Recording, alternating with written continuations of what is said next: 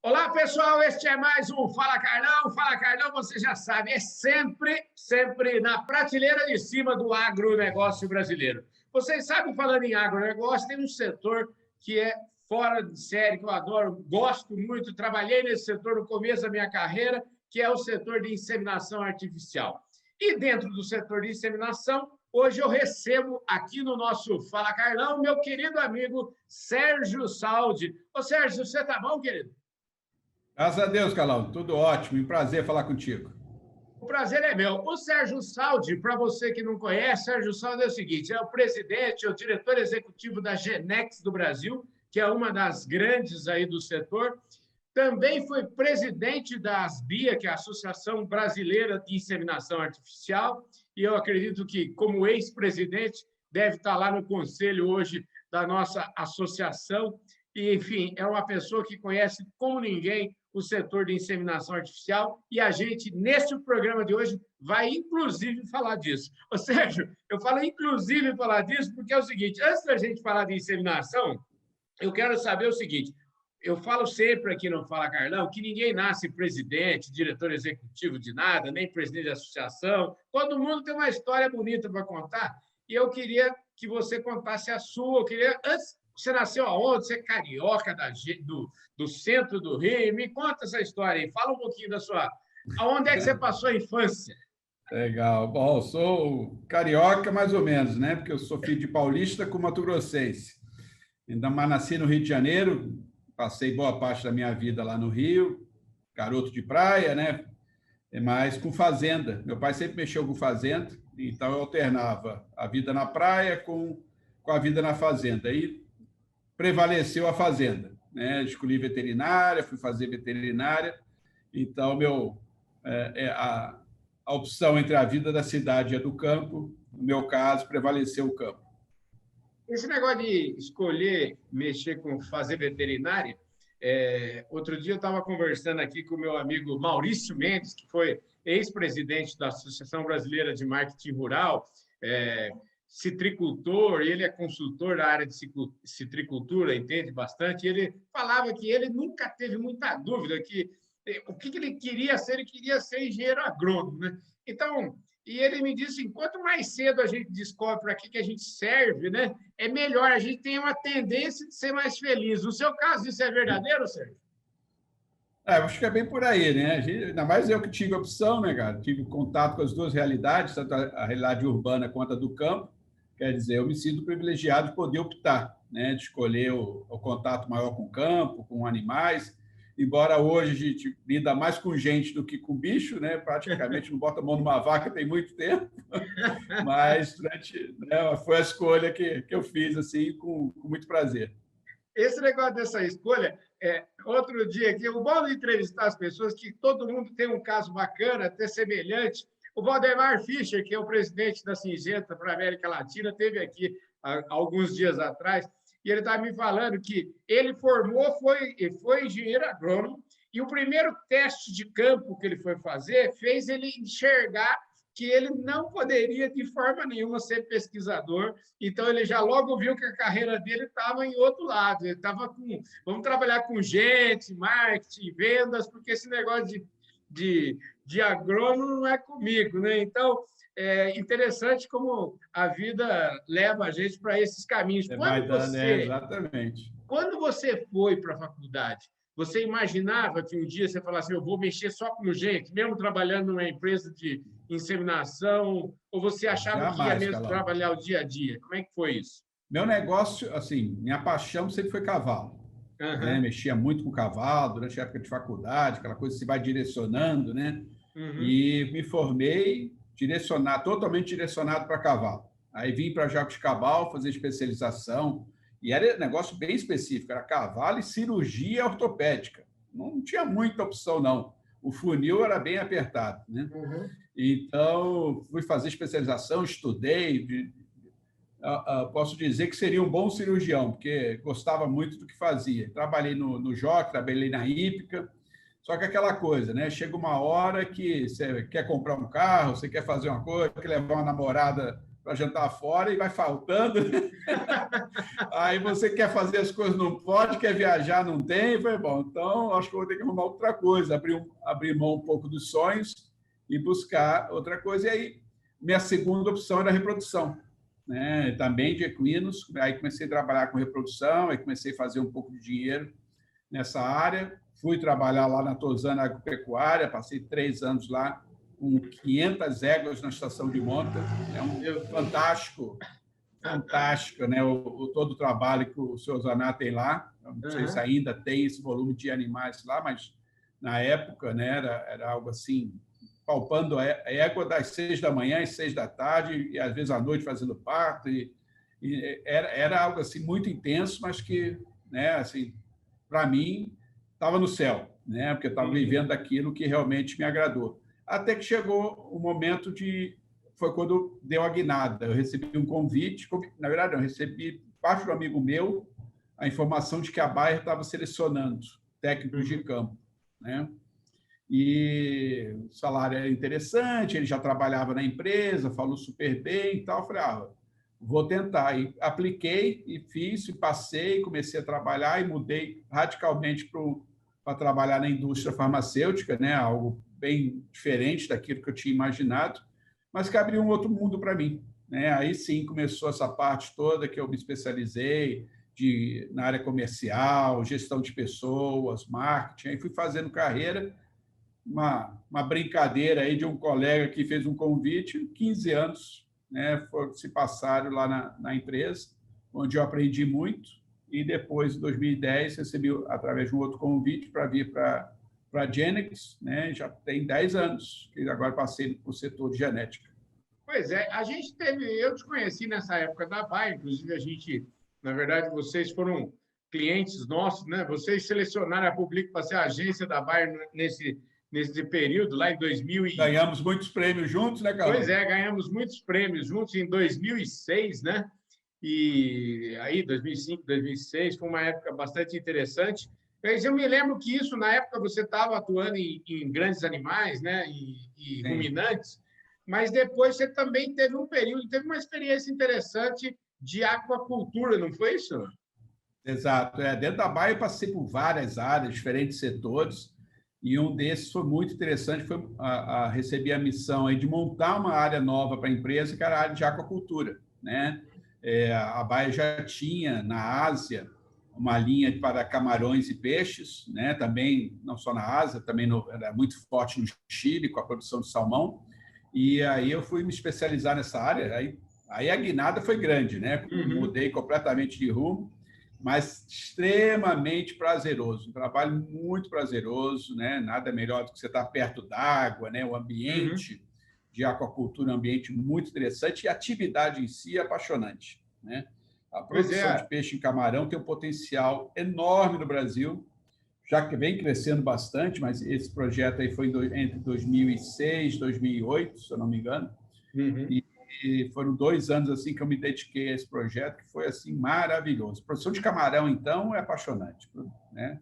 Você sabe que esses dias teve aqui também falando comigo aqui o Francisco Medeiros. Francisco Medeiros mora em Cuiabá e é presidente executivo da Peixe BR, né? Que é a entidade que cuida da aquacultura. E quem teve aqui esses dias mesmo foi o ministro da Pesca, na verdade, secretário nacional da Pesca, o que é um carioca também, como você, né? O nosso amigo Jorge Seife Júnior. Enfim, e é um negócio que cresce bastante no Brasil, mas ainda tem muito para crescer, porque, como diz o Chiquinho Medeiros, é uma vergonha o Brasil. O consumo de peixe no Brasil perde para a África. Você sabia disso, Sérgio? O hábito de consumo nosso ainda é baixo. O consumo de peixe, mas vem aumentando justamente com a evolução da indústria de pescados, né? Hoje você consegue ir no mercado e achar mais variedade de peixe, não só aquele peixe fresco, né? Também aquela ideia de que só serve peixe fresco. Hoje você já tem cortes congelados de peixe e o pessoal vem consumindo bastante. Sérgio, mudando aí que você saiu da indústria de saúde animal, né? Que é vamos dizer assim, um mundo de grandes corporações, eu diria, tem muitas indústrias grandes. Mas é engraçado, porque quem diria, né? Hoje, por exemplo, a Bayer Saúde Animal que você trabalhava nem existe mais hoje, né? Quer dizer, é um negócio engraçado, né? Sim. Que foi adquirida aí pela Elanco e a Bayer resolveu focar no negócio de crop. Ô, Sérgio, e como é que foi essa decisão sua de vir para esse mundo da genética? Na verdade, como te falei, né, como eu já tinha no passado um pouco de contato com a área de reprodução, mais de equinos, mas também de bovinos, não Uhum, era uma área de todo estranha para mim, né? uhum, E eu gosto do desafio. Quando eu vi a oportunidade de iniciar uma carreira, né, num segmento dentro da área de produção animal, mas diferente do que eu estava, eu cheguei isso com uma grande oportunidade, uhum. né? E não me arrependo, né? Bom, já são 10 anos, se fosse ficar arrependido já era tarde também, né? Passados 10 anos. Você Mas é pode uma dizer área que já, muito gostosa. você pode dizer que está até enjoado, mas arrependido De não é forma alguma. exatamente. A área de genética e reprodução ela é muito gostosa de trabalhar, né? Porque Aham, eu até brinco, né? Que quando você está na farmacêutica, a conversa sua com o produtor rural é só tragédia, né? Você vai falar de doença, carrapato, berne e não sei o quê, e tem que vacinar, tem que usar isso, tem que usar aquilo, é só tragédia a conversa. O produtor não quer nem falar contigo, porque você só vê com notícia ruim. Genética e reprodução é o oposto, você só dá notícia aham. boa para ele, né? Você senta, você vai fazer projeções para o futuro, você vai pensar como é que vai ser o rebanho. Então, é uma conversa muito agradável, né? O produtor, tanto é assim que a gente observa isso, né? Quando é setor farmacêutico, parte de medicamento, é o gerente, o peão da fazenda que trata muitas vezes. E quando é a genética, é o proprietário. Ele Uhum. quer, né, tomar a frente das negociações, das conversas, porque é um assunto muito gostoso, né, de você pensar o que vai ser o futuro do rebanho. O Sérgio, e agora, eu até falo que em 10 anos muita coisa muda, e no seu negócio também muita coisa mudou, eu diria, né? Quando você entrou na companhia, você entrou numa companhia que aqui no Brasil era chamada de CRI, tinha um outro nome, inclusive, Sim, mudou para Genetics, juntou com, vamos dizer assim, hoje tanto a antiga CRI ou a Genex faz parte de um grupo que tem a Alta, que é também concorrente. Como é que, como é que, como é que é isso na cabeça de um administrador? sim. Como é que funciona isso, Sérgio? Bom, a, assim, você está falando lá da Bayer lá atrás, né? Quando você falou da Bayer assim, a consolidação é natural no mercado, né? Uhum, As empresas muitas vezes juntam forças, né, para se tornarem-se mais competitivas ou para reduzirem custos, né, ou para buscar novas tecnologias. O setor de genética é um setor que exige muito investimento, né? Não é fácil você ficar lançando touros, né, de alto valor genético, né, uma safra atrás da outra, uma safra atrás da outra. Isso requer muito investimento em seleção de rebanhos, em acasalamentos, né, e o funil para tirar o touro melhorador é muito estreito. Então, a empresa viu oportunidade, né, no processo de fusão com o grupo que era controlador da Alta, né? uhum, As empresas, né, foi decidido desde o início que as empresas Alta e Genix continuariam separadas, totalmente independentes e competindo no mercado. Isso se deve ao fato de que as empresas têm características próprias, né, e atuam de forma independente no mercado. Assim, né, uma tem uma atuação de um segmento, outra atua outro, perfil de clientes é diferente. Então, manter as empresas separadas acaba sendo, né, foi algo inteligente, né, onde você consegue atingir uma fatia maior de mercado do que se juntasse, né? uhum, Agora, em compensação, nos bastidores, você pode juntar muita coisa, uhum. inclusive o próprio programa de seleção genética, né, que Entendi. é onde você investe toda a tecnologia, aonde você tem investimentos muito altos com rebanho, com tudo, e ao juntar essa energia, né, das duas empresas, além de poder juntar toda a força, né, você também juntou banco de dados. E aí, né, você conhece bem, seleção genética depende de dados. Então, quando você tem um banco de dados rico, você consegue acelerar o processo de seleção genética, e hoje o programa PIC, né, do Grupo URUS, é, sem dúvida, o maior programa de seleção genética para todos os direitos do mercado. E aí você está falando, basicamente, esse programa da raça holandesa, né, que é vamos dizer assim, o carro-chefe do mundo inteiro. Né? Holandês e Jersey. Falando de corte, o Angus, por exemplo, caminha nessa direção também que o holandês está, ou está muito longe disso? Não, está bem perto. Você já está bem perto, já tem assim, um desenho muito bem feito, um programa de seleção da forma do PIC, né, para o Angus. Dentro das raças de corte, é a mais desenvolvida do ponto de vista de seleção genética. Né? E eu acredito que, em muito pouco tempo, né, surgirão aí programas de seleção genética do Angus, né, muito consistentes, muito fortes, e te digo que, do jeito que a coisa está indo, talvez, no prazo máximo de uns 8, 10 anos, a gente já tem algo assim para o Nelore. Pois é, essa ia ser a minha pergunta, né? Porque a gente fala assim, holandês, isso é uma coisa que é um mundo, vamos dizer assim, é um mundo com pouco oxigênio aí, né? Esse mundo da seleção do holandês, a gente sabe que é para, sei lá, a turma fala que é para 4, talvez 3 ou 4 ou 5 grandes empresas mundiais, porque realmente custa muito, muito, muito dinheiro fazer isso. Aí você falou do Angus, e a minha pergunta seria, vocês já estão de olho nisso no Nelore? Daqui uns dias, os touros que vão estar em central vai ser tudo das centrais mesmo? Como é que é? Se a gente pegar para ver, né, se você olhar o volume no mundo, se vende hoje em torno aí de 30 milhões, 40 milhões de doses de holandês, total mundo, né, daí para mais. Então, quando você pega Angus, você está falando aí de 10 milhões, né, e Nelore, 5 milhões. Então, embora seja muito importante para o mercado brasileiro, para atingir esse nível de ter um programa de seleção e requerer os investimentos, como você falou, que são muito altos para se ter um programa de seleção genética de altíssimo nível, tem que ter escala. Então, o dia que a gente conseguir atingir aí, fazer com que o Nelore atinja 10, 15 milhões de doses por ano, eu acredito que, do ritmo que está indo, em 10 anos, pode ser que a gente alcance isso. Aí eu diria que já seria o caso, ter um programa bem consistente aí de seleção genética no Nelore.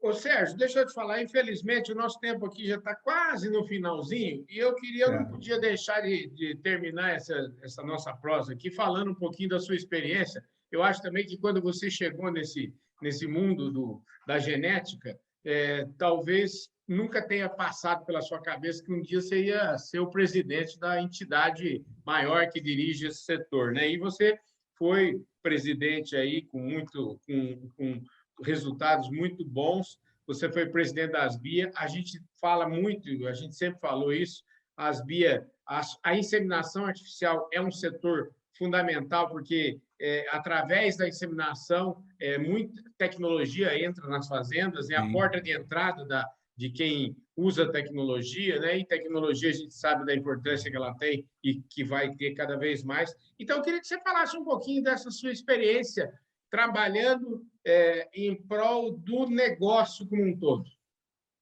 A gente até costuma dizer, né, que na Genex que nós somos a conexão de nossos clientes com as melhores tecnologias, né? E a inseminação artificial, né, as técnicas de reprodução são tecnologias simples, baratas e que trazem muito resultados, né, para os criadores, né? Então, na Asbia, quando eu estive na frente da Asbia, e um grupo, né, que juntava aí o Vivaco, juntava o Nery, que hoje é o atual presidente, né, a visão nossa era essa, de criar realmente o fomento, né, propagar a ideia da inseminação artificial como uma ferramenta que leva a tecnologia para os criadores, para a fazenda, uma tecnologia de baixo custo, né? E essa é a nossa ideia também na Genex, está propagando essa tecnologia, de transferir esse conhecimento para os nossos clientes, de forma a multiplicar os resultados, né, que a gente consegue ter quando usa uma boa dose de sêmen, né, com bom valor genético e uma boa reprodução.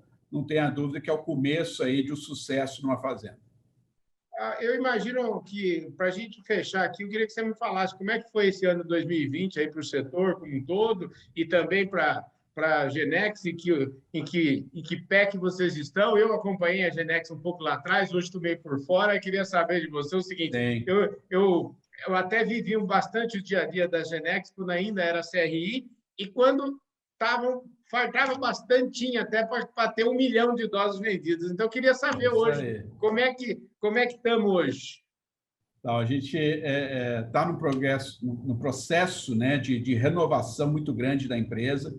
Agora, em 2021, a gente inaugura para nós aqui uma nova era, ou seja, fazer uma série de ações à altura da melhor genética, da melhor central de genética do mundo, né, que é a Genix. A ideia nossa, né, é estar promovendo a marca Genix, que é uma marca aqui no Brasil nova, relativamente nova.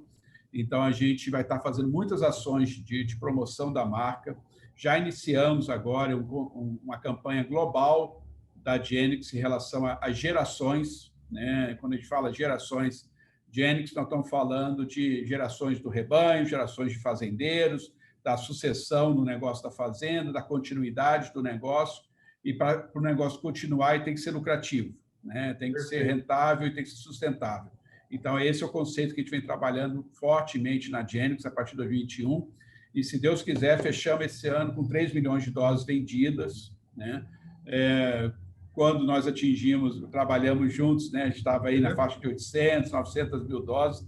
Então, você vê o progresso aí em 8 anos, absurdo, né? A empresa aí cresceu 3, quase 4 vezes, né? O seu volume de vendas em 10 anos, né? Então, isso para a gente é uma satisfação enorme.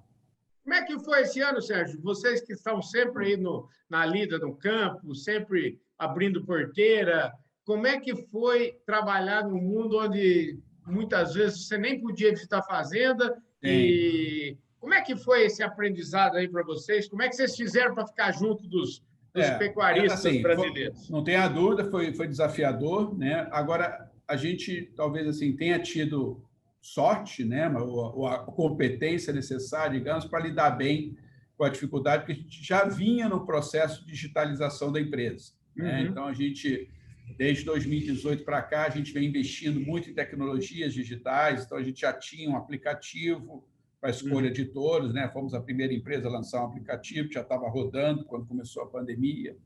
A gente já trabalhava fortemente com o WhatsApp, com, né, ações que a gente utilizava junto com a nossa equipe. A gente já tinha uma força de vendas, né, que faz o pedido de forma eletrônica. Então, tudo isso ajudou muito a gente a passar bem por essa fase. E a questão, né, de o pessoal ficar mais em casa gerou um aumento de consumo, né? Então, o mercado acabou ficando aquecido, procura por bezerro muito forte, gerou aí retenção de matrizes, que fez com que o mercado de corte crescesse absurdamente. A gente espera aí que o mercado de corte, a gente não tem ainda o fechamento do ano, né, do relatório ASBIA, mas deve passar de 30% de crescimento, a gente acredita, 25% a 30% no mínimo, deve ter o crescimento. Leite cresceu tranquilamente em torno de 10%, 8% a 10%, deve fechar o ano. Há anos não tinha um crescimento desse nível. Então, assim, a pandemia ela não afetou diretamente o nosso negócio, pelo contrário, né? De uma certa forma, pelo aumento de consumo ajudou, né? Mas foi um desafio do ponto de vista de organizar a empresa, né? Equipe de vendas, estabelecer uma relação com os nossos clientes, onde a gente, acima de tudo, mantinha os cuidados preventivos, né? Então, a gente orientou muito a nossa equipe a seguir todo o processo de distanciamento, higienização, até usar roupa, né, EPI, para poder ir nas fazendas. Então, tem foto de equipe nossa, o cara todo de macacão até na área, porque para transmitir segurança, né, para o cliente. Então, foi algo que a gente orientou a nossa equipe e tivemos sucesso com isso, graças a Deus. Né? Como eu estava falando com você antes de começar, pouquíssimos casos na empresa, né? Então, a orientação que a gente passou, o pessoal seguiu direitinho e, graças a Deus, esses poucos casos foram todos leves, né? Sem nenhuma gravidade. Sérgio, super obrigado. O Fala Carlão é seu, viu? Quando você precisar falar, fazer algum tipo de lançamento, conte sempre aqui com o nosso programa, viu? E é um grande prazer, Carlão. Ótimo prazer falar contigo. Obrigado. O seu programa fazendo sucesso, não tenha dúvida. É isso aí, pessoal. E se você ainda não se inscreveu no nosso canal, a hora é agora, gente. Se inscreve aí no canal, aperta o sininho para você receber as nossas notificações, deixe o seu like, o seu comentário e, principalmente, compartilhe esse vídeo com todos os seus amigos. E se você estiver na audiência nacional e internacional do Canal do Boi, muitíssimo obrigado. Eu vejo todos vocês no nosso próximo programa. Valeu, Sérgio. Obrigado.